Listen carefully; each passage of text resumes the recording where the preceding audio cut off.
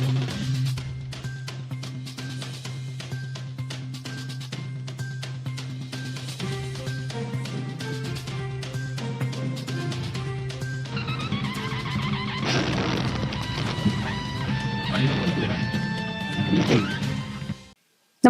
आपण पाहता Hirkani news. Hirkani news प्रत्येक क्षण ताज्या घडामोडी आणि महत्त्वाच्या प्रत्येक बातमीसाठी नेहमी तत्पर. सांगली हादरली, भरवस्तीत घरात घुसून गोळीबार, 14 वर्षीय वेदांत बंडगरचा मृत्यू. माथाडी नेते बाळासाहेब बंडगर यांच्या नातवावर गोळीबार, अज्ञात हल्लेखोरांचा शोध सुरू, जिल्हाभर नाकाबंदी. सांगली शहरातील संजयनगर परिसरात भरवस्तीत घरात घुसून करण्यात आलेल्या गोळीबाराच्या थरारक घटनेने संपूर्ण जिल्हा हादरला आहे. माथाडी नेते बाळासाहेब बंडगर यांचा 14 वर्षीय नातू वेदांत मारुती बंडगर याचा गोळीबारात दुर्दैवी मृत्यू झाला.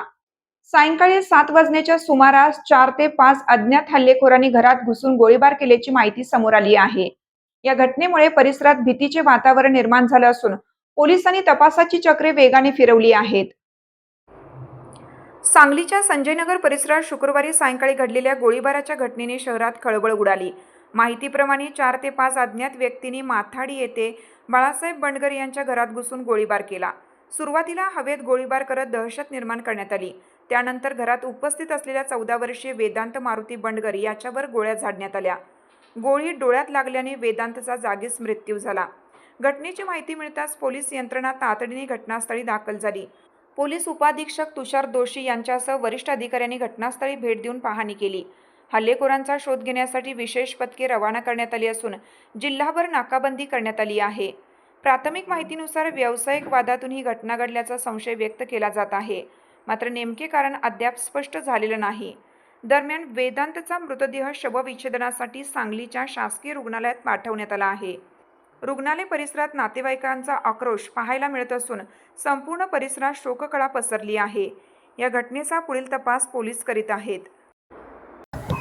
प्राथमिक माहितीनुसार संध्याकाळी 6:30च्या दरम्यान अभयनगर एरियामध्ये बाळासाहेब बंडगर यांचा नातू वेदांत बंडगर वय वर्ष 14 याचा फायरिंग इन्सिडेंटमध्ये खून झालेला आहे.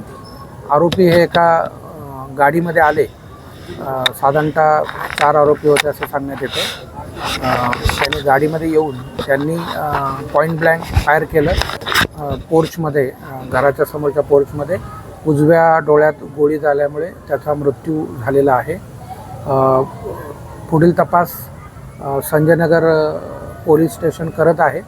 तपासात LCB आणि इतर टीम्स या काही संशयित आरोपी आणि इतर माहितीच्या आधारे शोध घेण्याकरता रवाना करण्यात आलेले आहेत.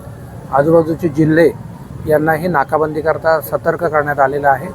पुढील तपास सांगली पोलीस करत आहेत. त्याच्यामध्ये प्रथमदर्शनी काहीतरी व्यावसायिक रायव्हलरी होती असं प्रथमदर्शनी लक्षात येते. परंतु अजूनही फिर्याद होणं बाकी आहे. फिर्यादच्या आधारे आणि इतर तपासातच मोटिव्ह लक्षात येईल. परंतु प्रथमदर्शनी तसं लक्षात येत आहे.